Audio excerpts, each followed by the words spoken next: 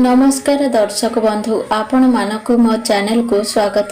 दर्शक बंधु, सकाळु उठी केउ गोड़र पाद प्रथमे भूमि उपरे रखिले दिनटी शुभरे कटिथाए एवं मंगलरे कटिथाए एवं घर दुख दरिद्रता दूर होइथाए एवं सकाळु उठिबा मात्रे के अधुआ मुहरे कौन देखिबा द्वारा दिनटी शुभरे कटिथाए।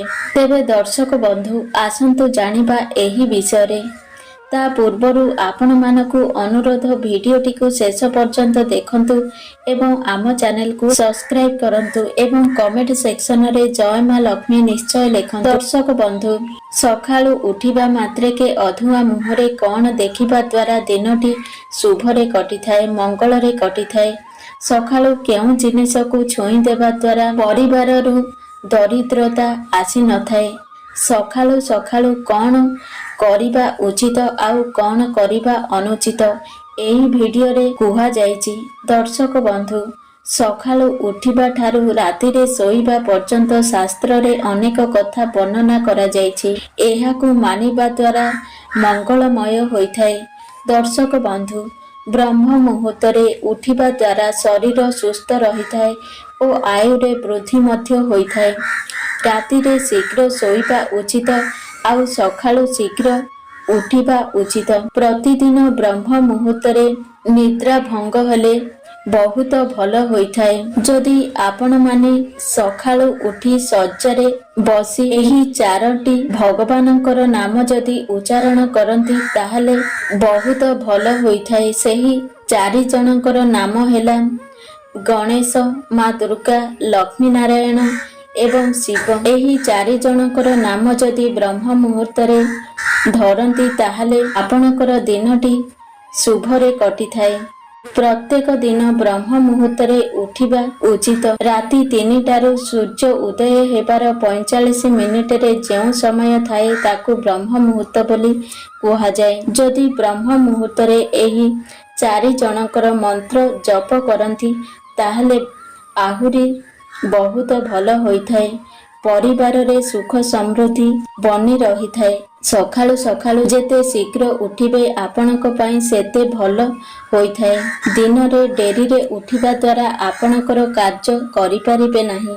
तेनु शीघ्र उठिबा द्वारा आपण प्रत्येक कार्य को सुरुखुरु रे करि परिबे। शांत मन रे आनंदर सह करि परिबे। भल भाबरे टाइम देई परिबे। जेउ व्यक्ति ब्रह्म मुहूर्त रे उठी तार समस्त कर्म करिथाए ताकू सबु कर्मर फल प्राप्त होइथाए। जेउ व्यक्ति ब्रह्म मुहूर्त रे उठी पारे नाही तार समस्त कर्मर फल नष्ट होई जाइथाए।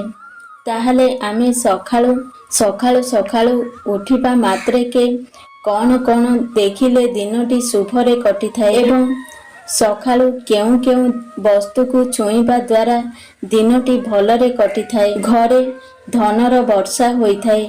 सेही परिवार रे केबे भी लक्ष्मी छड़ा होई न थाए। सेही परिवार रे सदा सर्वदा माता लक्ष्मी प्रसन्न होइथांती। शास्त्र अनुसारे सकाळु शଯ୍या त्याग करिबा मात्रे के निज हाथ को देखंतु, निज हाथर पापुली को देखंतु। काहे कि ना शास्त्र कहे करागे बसते लक्ष्मी कर मध्ये सरस्वती कर मूले तुगोबिंद प्रभाते कर दर्शन। तेणु प्रभातरे उठिबा मात्रे के निज पापुली दय को देखंतु। काहेकि ना हाथरे लक्ष्मी सरस्वती प्रभु श्रीहरि विष्णु अछंती आउ समस्त देवी देवता माने मध्य अछंती। तेणु पूर्व कालरे हाथर रेखा देखिबा द्वारा तार भूत भविष्यत समस्त कही देउथिले। केवल सेतिकी नुहे, हाथ को देखिबा द्वारा एहार वैज्ञानिक कारण मध्य रहिछि। हाथरे थिबा अर्धचंद्रिका रेखा छोट आंगुटीर रेखा द्वय समान थांती, कौनसी तल उपर होई रही नाहांती। ताहले आपणकर पेट संबंधी समस्या किछि नाही। आपणक नाभि ठीक जगारे अछि। जदि कौनसी कारणरू उभय रेखा तल उपर होई जाए ताहले आपणकर पेट संबंधी समस्या अछि एवं आपणकर नाभि जो जगारे रहिबा कथा से अन्य एक स्थान को खसी जाइछि। एपरि रूपे आग लोक ହାତକୁ ଦେଖୁଥିଲେ ଏବଂ ସ୍ୱାସ୍ଥ୍ୟ ସମସ୍ୟା ଠିକ୍ କରିପାରୁଥିଲେ। ତାପରେ ଶଯ୍ୟାରୁ ଉଠିବା ମାତ୍ରକେ ଗୋଡ଼କୁ ତଳେ ରଖିବା ପୂର୍ବରୁ ଭୂମିକୁ ସ୍ପର୍ଶ କରି ତାକୁ ମୁଣ୍ଡିଆ ମାରି ପାଦ ରଖନ୍ତୁ। କାହିଁକିନା ଶାସ୍ତ୍ର କହେ, ସମୁଦ୍ରେ ବସନେ ଲକ୍ଷ୍ମୀ ପର୍ବତ ତନୁମଣ୍ଡଳମ୍ ବିଷ୍ଣୁ ପତ୍ନୀ ନମସ୍ତୁଭ୍ୟଂ ପାଦସ୍ପର୍ଶୀ କ୍ଷମାଧାତ୍ରୀ। ଅର୍ଥାତ ଭୂମି ହିଁ ମାତା ଲକ୍ଷ୍ମୀ ଅଟନ୍ତି। ସମସ୍ତ ଜୀବନକୁ ପାଳନ କରିବା ଉଦ୍ଦେଶ୍ୟରେ ଧରିତ୍ରୀ ରୂପରେ ମା ଲକ୍ଷ୍ମୀ ବିରାଜିତ। ତେଣୁ ମା ଲକ୍ଷ୍ମୀ ହିଁ ରକ୍ଷା କରୁଛନ୍ତି, ଆମର ପାଳନ କରୁଛନ୍ତି। ତେଣୁ ଭୂମିକୁ ସ୍ପର୍ଶ କରି ପ୍ରଣାମ କରିବା ଦ୍ୱାରା ଆମର ପରିବାରରେ କେବେ ମଧ୍ୟ ଧନ ସମସ୍ୟା ଦେଖାଦେବ ନାହିଁ। ସର୍ବଦା ପରିବାରରେ ଲକ୍ଷ୍ମୀଙ୍କ ଆଶୀର୍ବାଦ ବନି ରହିବ। ତେଣୁକରି ଭୂମିକୁ ସ୍ପର୍ଶ କରି ତାକୁ ପ୍ରଣାମ କରିବା ଉଚିତ। ତାହେଲେ ଶଯ୍ୟା ତ୍ୟାଗ କରି କେଉଁ ପାଦଟି ପ୍ରଥମେ ତଳେ ରଖିବା ଦ୍ୱାରା ଦିନଟି ଶୁଭରେ କଟିଥାଏ, ଆସନ୍ତୁ ଜାଣିବା। ରବିବାର, ମଙ୍ଗଳବାର ଏବଂ ଶନିବାର ଦିନ ଡାହାଣ ଗୋଡ଼ର ପାଦ ପ୍ରଥମେ ତଳେ ରଖିବେ। ସୋମବାର, ବୁଧବାର, ଗୁରୁବାର ଓ ଶୁକ୍ରବାର ଦିନ ବାମ ଗୋଡ଼ର ପାଦ ପ୍ରଥମେ ତଳେ ରଖିବେ, ଯାହାଦ୍ୱାରା ଆପଣଙ୍କ ଦିନଟି ଶୁଭରେ କଟିବ। ତାପରେ ପିତାମାତାଙ୍କର ଦର୍ଶନ କରନ୍ତୁ ଏବଂ ପିତାମାତାଙ୍କ ପାଦକୁ ଛୁଇଁ ଦିଅନ୍ତୁ। କୁହାଯାଏ, ଶାସ୍ତ୍ର ଅନୁସାରେ ପିତାମାତାଙ୍କ ପାଦକୁ ସ୍ପର୍ଶ କରିବା ମାତ୍ରକେ ଚାରି ଧାମର ଭୂମିକୁ ସ୍ପର୍ଶ କରିବା ସହ ସମାନ। ଚାରି ଧାମର ଦେବତାଙ୍କୁ ଦର୍ଶନ କରିବା ସହ ସମାନ। ତେଣୁକରି ପିତାମାତାଙ୍କୁ ପ୍ରଣାମ କରି ତାଙ୍କରି ଆଶୀର୍ବାଦ ପ୍ରଥମେ ନିଅନ୍ତୁ।